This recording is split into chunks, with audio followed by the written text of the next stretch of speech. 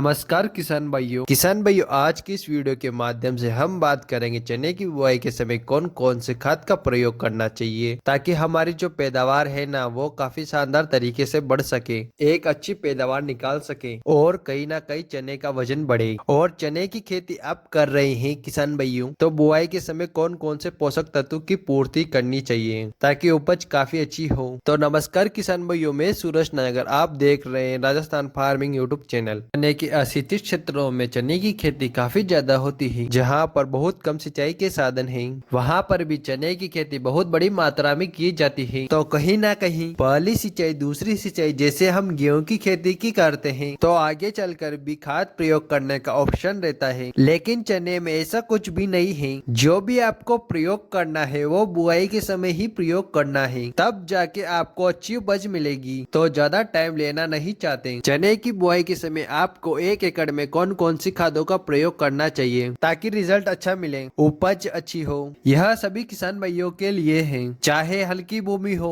भारी भूमि हो, आप 1 एकड़ में प्रयोग करके देखिए। जो रिजल्ट है ना किसान भाइयों, वह आपको काफी शानदार देखने को मिलेगा। तो चलिए बुआई के समय कौन कौन से खाद का प्रयोग करना है। तो किसान भाइयों 1846 डीएपी खाद, इसमें नाइट्रोजन 18% पर है और जो फास्फोरस है वह 46% पर है। फास्फोरस तो आपको पता ही है, यह पैदावार को बढ़ाने में, जड़ ग्रोथ को, विकास को बढ़ाने के लिए बहुत ही अच्छा काम करता है और चने की फसल में ज्यादा यूरिया की आवश्यकता नहीं होती। तो किसान भाइयों आप डीएपी का प्रयोग कर सकते हैं 50 किलोग्राम 1 एकड़ में। इसके साथ किसान भाइयों आपको लेना है एमओपी, म्यूरेट ऑफ पोटास। कहीं ना कहीं घटती पैदावार का एक मेन कारण है किसान भाई पोटास पोटेशियम तत्व की पूर्ति बहुत ही कम करते हैं। तो हम एमओपी ले रहे हैं 30 किलोग्राम। यह दानों के विकास में, बढ़वार में, जड़ ग्रोथ में अच्छा काम करता है।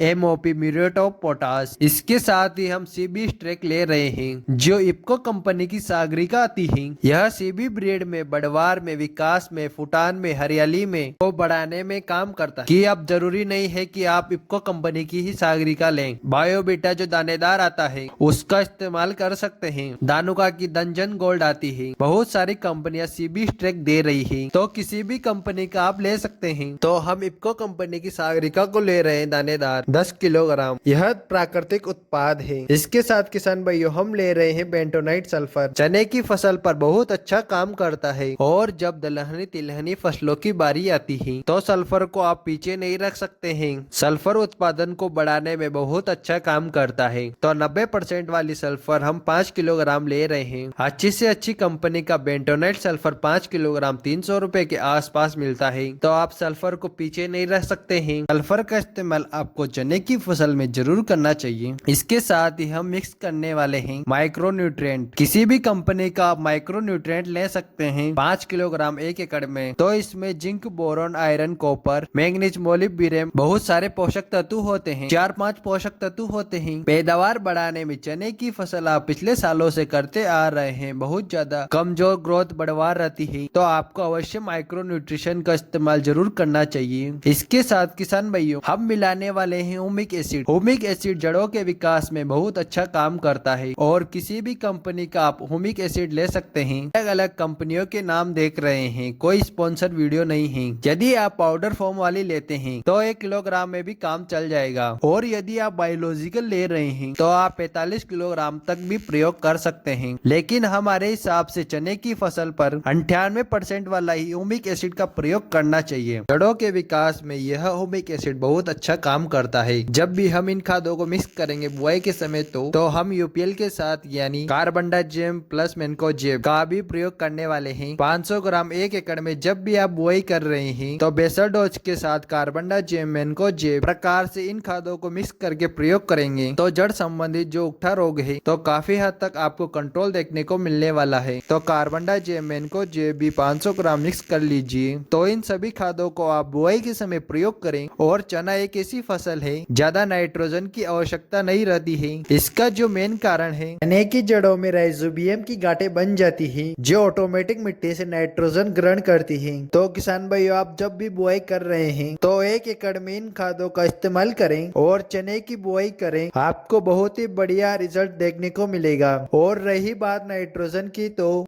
कुछ परसेंटेज में, कुछ मात्रा में हम डीएपी के साथ जो 1846 44 है। इसमें आपको 18% आपको नाइट्रोजन मिलने वाला है। तो बुआई के समय आप इन खादों का प्रयोग करेंगे तो यकीन मानिए उत्पादन में 4 चांद लग जाएंगे। यदि आपको यह वीडियो पसंद आता है तो वीडियो को लाइक करें और चैनल को जरूर सब्सक्राइब करें और भी किसान भाइयों तक यह वीडियो शेयर करें। किसान भाइयों, आपको किसी भी फसल के बारे में जानकारी चाहिए तो आप मुझे कमेंट के माध्यम से अवश्य बता सकते हैं। धन्यवाद।